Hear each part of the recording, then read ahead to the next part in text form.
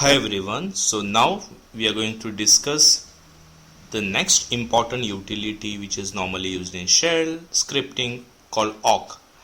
So using awk utility you can do a data manipulation as per your needs. So in my first example I have a file called inventory which has a column item, which has a column called order, and which has a column which has some numbers. Okay, so for example pen, order good, and in this column I have value 12. Okay, so this is an inventory file. Now we do awk operation on file inventory, and what we do is we search all the lines in this inventory file one at a time, and whichever line which contains a string good, it is considered as a line to process. Okay, and then print $3, meaning it will print the third column in that line. So in this example file this line contains good.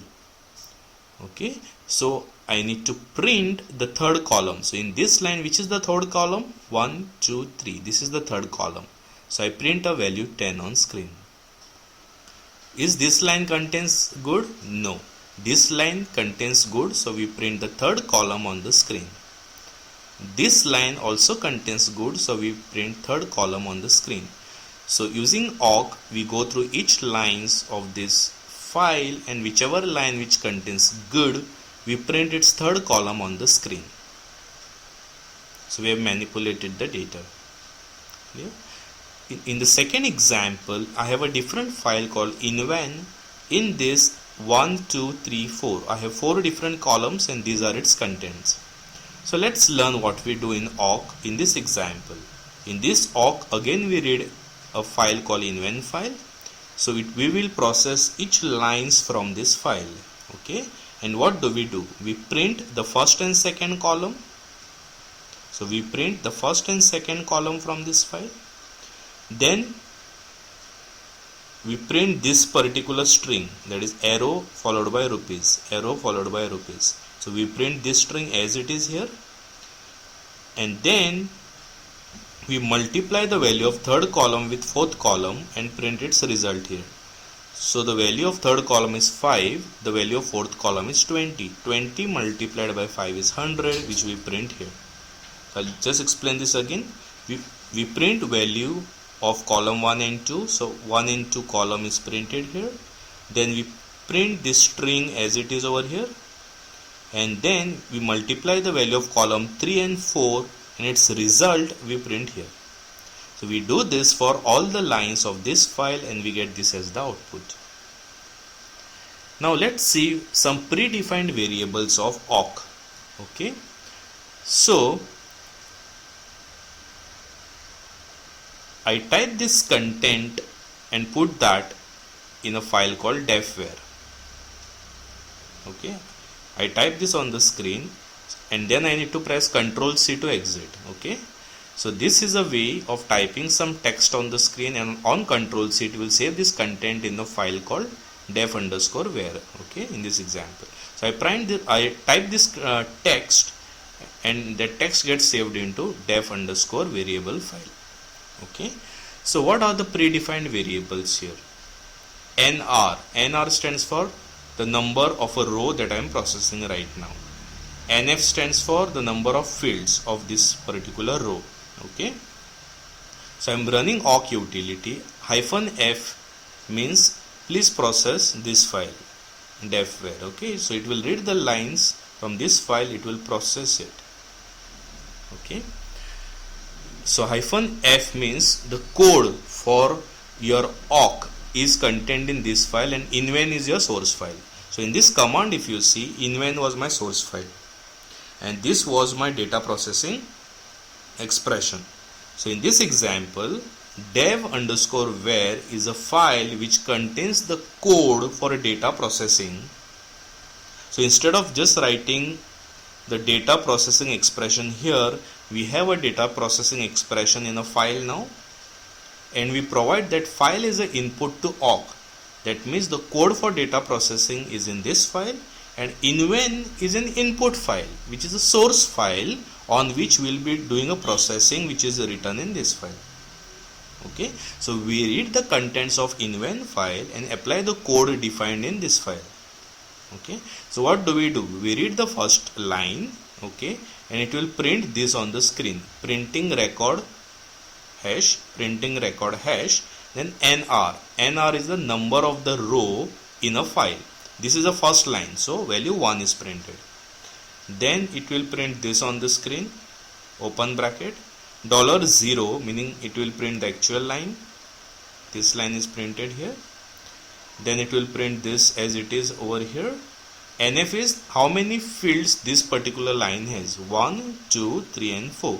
So this line has 4 fields, so 4 is printed. Now let's take the next line. Again it will print this text as it is here. NR is this row is the second row in the file, so 2 is printed. Then $0 meaning it will print the second line as it is here. And then how many fields does this line have? 4, so 4 is printed. So similarly remaining 2 lines are processed. Clear? So now let's do some arithmetic operations using awk. So I'm writing the awk code in a file. Okay, so what we do here is we do a print the first value that user types in, then we print this string, second value that user have typed in, then we print equal to sign, and this is the actual operation of adding the first value with the second value. In this line we print the first value typed by the user, this string, second value typed by the user, this string, and actually performing the subtraction, and the result of that is printed at this location. In this line we print the first value entered by the user, this string, second value entered by user, this string, and actual division. In this line we print the first value, we print this string, second value, this string, and the value of multiplication.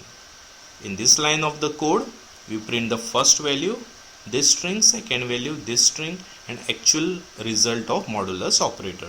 So we write this code into file math, and to the awk we provide input as file math using -f. -f, please remember, is the file in which the code of the awk resides, not the input source. It's not the input source for processing your awk, but when you give -f followed by file name, it is a file which contains the code for awk. So when I run this, it will wait for the user to type 2 values. So I type 20 and 3. So then it will take 20 and it will use 20 in place of $1. It will use 3 in place of $2, and it will execute these lines of code, and it will display the following on the screen. So as I have said, it will print $1, which is 20, this string which is plus, content of $2 which is 3, this string it will print, and actually addition of it will do, and it will print the value. So 20 plus 3 is 23, which is printed here, and same it will do for all the remaining lines of code. Now let's take another example. I have written another file in which whatever is the first value I save in number 1, second value I save in number 2, I do the actual addition, save in the answer, and I print this on the screen. So I print number 1, this string, number 2, this string, and actual answer. So I give math1 as an input file to awk, so that it will take this file as a processing logic. It will wait for the input to the user, and I have typed 1 and 5. So 1 will be used for number 1, 5 will be used for number 2, and it will print on screen content of number 1, which is 1, plus sign, number 2's contents, which is 5, equal to sign, and actual answer. What is answer? It's addition of two values. Addition of 1 and 5 is 6, so value of answer 6 is printed here. Okay, let's take another example wherein first value I save into Rachno variable, second value that I give I save into item variable, Okay, and then I multiply the third and fourth values that user provides and put it into total variable. So I populate these three variables and I print it here.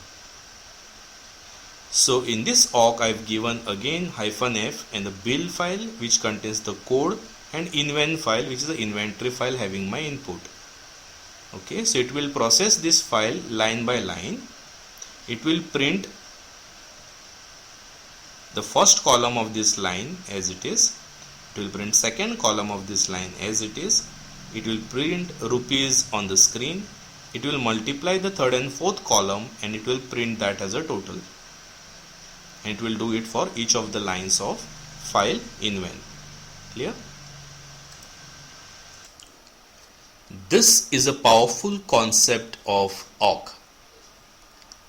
As I have explained, you can have a processing logic for an awk in one file and give that file as input using -f switch while processing your input source file. Okay, but as I have said, the code in your awk processing file is executed for each line of your input source file. I repeat, the lines in your awk script file is executed for each of the lines of your input source file. But we might have a requirement wherein we want some part of the code to evaluate only once. Then we might want some part of your code to evaluate for each of the lines in your input file, and some part of the code we may want to execute once at the end. Right? From your code file, you might want some part of the code to be evaluated only once, some part of the code evaluated to each of the line of the input source file, and some part of the code to be evaluated only at the end. So how to handle that? For that we have begin and end blocks in your awk scripts. So in this script called build2, I have a begin block in which I can write the code which will be evaluated only once. So these 4 lines will be executed only once. This part of the code, which is the second block here, will be evaluated for each line of your input source file. I repeat, this part of the code will be evaluated for each line of your input source file, and this end block will execute only at the end. So here I'm again giving an invent file which will be having my inventory records. So it will first execute only this only once. That's why it has printed these 4 lines here. Then this code will be evaluated for each of the lines of inventory file, which we just discussed on my previous slide. It will print the first column, second column, rupees, and it will multiply the third and fourth column values and print as a total. So these 4 lines we just saw on the previous slide, how we do this. And then we have an end block, so it will print these 3 lines. Okay, so your final total, which is called global total, will be just printed once, and this processing is happening for each of the lines of your input file invent. Clear? Now we will see some of the more advanced awk scripts. So over here we have a begin block, and what do we do here? We assign a value 10 to variable n, then I print this using %d as a format specifier, and then I will print an apple a day keeps away a doctor. Okay, so as I have displayed over here, it will print n, which is value 10 when I run this script, and it will print an apple a day keeps away a doctor on the screen. Now let's see another advanced script wherein I am having a for loop in my awk script. So in this script I have a begin block wherein this will execute only once of just printing it on the screen. Then this is a block which is executed. Okay, I am assigning a value 0 to sum, I am assigning I to 1, then I am evaluating a for loop which starts from index 1 till 10. So this loop will repeat 10 times, and I am adding the value of I in each iteration with sum. So sum is equal to sum plus I. So I will keep on incrementing sum with sum plus value of current I. Okay, so initially sum is 0. So in the first iteration sum will be 0 plus 1. So sum will be 1. Next iteration sum will be 1 plus 2. Next iteration sum will be 2 plus 3. So every time the value of I keeps on changing, and the value of sum is the value of sum in the previous iteration plus the current value of I. We write it in sum. So we will keep on summing numbers from 1 to 10, and after the for loop comes out, we will print this line on the screen saying sum for 1 to 10 numbers is so and so, which is the content of sum, which is 55 here. So I am running this awk script and I am giving the awk code which is in for. Okay. So in this example, when we run this awk script, it will print this line which is in the begin block. Then it will sum up all the numbers from 1 to 10 and put that entire sum in a sum variable. And then it will print this line saying sum of 1 to 10 numbers is 55 and a goodbye. Clear? So now in the next example, I have a while loop in my awk script. Okay. So in this while loop, I save whatever is the first value given by the user to me into variable called no. I am saving a value 0 in remainder, and then I have a logic here to reverse a given number. For example, if user types in 654, I am generating 456, which is reverse of this number. So this is a logic basically to reverse a given input number. Then I print on the screen the next number please, and I press a Ctrl D. Okay, so as after I print a reverse number, I ask the user to enter the next number. So here user types 587, so I reverse it and give it to him, and I keep on doing that, and I'm asking the user to press Ctrl D to stop. So this is the code block, and I give this file as a input using -f. So it will prompt user to type in a number. So this number will be saved into no variable. This while loop will reverse it and print it on the screen. Then it will request the user to type a new number. It has requested, I have typed 587, it reversed and gave me, again it typed this on the screen. Now I pressed Ctrl D, at that time it exited this script. Yeah. One more example wherein here I print on the screen your name please, and getLine is a function to get one line as an input from the user. So whatever name you type in will be saved into variable NA. Then I print on the screen %s is a format specifier to print strings. Okay, so then it will print on the screen. For example, I typed my name as a Viraj here. Okay, this is the way how I run this. So your name please. So your name please. Then it waits for me to type a line. So I have typed Viraj. So Viraj will be saved into variable NA. Then it will print on the screen Viraj your age please. Viraj your age please.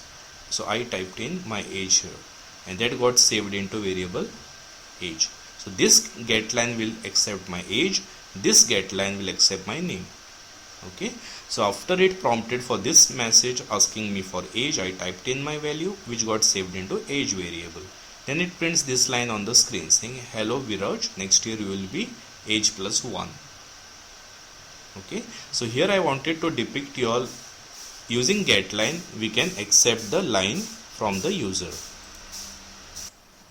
So this is my last concept in shell scripting called debugging shell scripts. If you want to debug how your actual code, shell script code gets evaluated, then we can do that by passing or by setting -x. Okay, so by setting -x, it will trigger execution of your script in a debugging mode. So over here I am setting -x, that means I want this script to be shown as a debug mode to the user. So first I'll explain to you all what this script does, then we'll see how it goes through in the debug mode and how it traces for you. Okay, so here I'm echoing on the screen, do you know shell scripting, and it is waiting for the user to type in some answer. Based on what user types y or n, y for yes, n for no. Based on what user types in, then it echoes the contents of variable answer and pipes it to tr. tr is the utility which converts in this case all small case letters to capital case letters. That means if suppose user had typed in small y as answer, it will get converted to capital Y. If user had typed in small n as answer, it will convert small n to capital N. Okay, so this TR will convert whatever input it gets to a uppercase. Then we check, and that final answer will be saved into variable answer. Then we are checking whether this answer is equal to capital Y. If it is, then it will print on the screen, wow, you must be very skilled. Else it will print, no problem, we can learn. Okay, so this is the script that we are planning to execute now in a debug mode. Set-x, meaning it will trigger it in tracing mode. So this line, first control will come to this line, so that's why it is prefixed with a plus sign. Then it will echo this content on the screen. Okay, then next line to be executed is this, that's why this line is prefixed with plus sign. Then it will wait for user to type in the value. Say user types y, so that y is what I have typed in here. Then this is the line that will be executed next, echo content of variable y. So echo y, double plus, because now we are executing this command in this special character symbol. So this is the executing command in a subshell. So when you execute a command in a subshell, this is one shell, right? When you execute this command in a subshell, it displays that line with a double plus sign. So with a double plus, echo, and what is the content of answer? Small y that we just typed in here. And then next line to be executed is tr, which is again shown plus plus, because this entire thing executes in a subshell. So it replaces small a to z with capital A to z, right? So then after it replaces, the answer to that is small y which gets converted to capital Y, gets assigned to answer. So this y gets assigned to answer. In next statement, this is compared. So value of answer is capital Y now, that is matched with capital Y. And since this matches, it will print this line on the screen. Okay, and then it actually prints this line here. So whatever is not having a plus sign, that means it is either an output of echo or it's waiting for user to input, which we have typed in. Okay. So one problem of this method is, every time when you set -x, it will run this script in a debug fashion, right? But I might want, which results in lots of noise in the output. So if I want the debug to be enabled, disable at your own will, also if you want the debugging information to be displayed based on the granularity, like it's not that you can just have debugging information at one level. When you're running the script in release mode, you might want just the actual output to be displayed on the screen. When you want to run it as a debug mode with level 1, you might want little bit more details. When you run it as debug level 2, you might want still more details. Debug level 3, still more details. So you can have different levels of debugging information. With as the number of debug increases, you might want more and more detailed information. So based on the use case, you can continuously keep on switching between this debug information that you are going to get. For that reason, instead of just setting -x, I'm going to explain to you all new methodology wherein you can use a debug variable, and then you can use a test, and then you can just print the debug information with more and more granularity, and based on at what granularity level you want the debug info, you can set this debug variable. So in this example, I'm setting debug variable to 1, and I'm doing a test. Is debug greater than 0? If yes, then I am echoing on the screen debugging is on. Then I echo on the screen, can you write device drivers? This is as part of a program. It will wait for user to type in your answer. Then I am checking whether debug is greater than 0. If yes, it will also display to the user the whatever user have typed was so and so. Then it converts that user to capital case. It checks whether whatever user have typed in is equal to capital Y, and it displays on the screen, wow, you must be very skilled. And then again I am testing whether content of debug is greater than 0. If it is greater than 0, I am giving this extra information to the user saying the answer is the content of answer.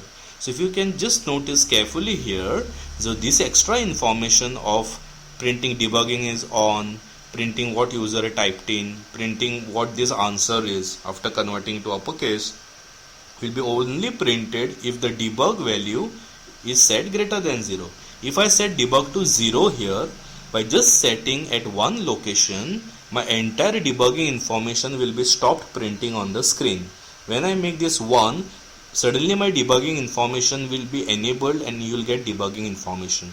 So you can enhance this script by having different levels of debugging. You can if the debug level is 2, you can print some more information. If debug level is 3, you can still print some more information. So just depending on at what level of debugging information you want to be printed on the screen, you can have this debug variable to set to that particular value, and it will be just one point of change. Just by changing the debug value at one location, you are getting the debug information at different levels. Now you can also turn it off by just setting a value 0 to debug. Correct? So that's all I had on shell scripting. Thank you very much. We also have recorded lectures on design patterns, Apache Storm and Kafka, compiler design for the engineering students, which you can see on my blog virajonlinetutor.blogspot.in. Thank you.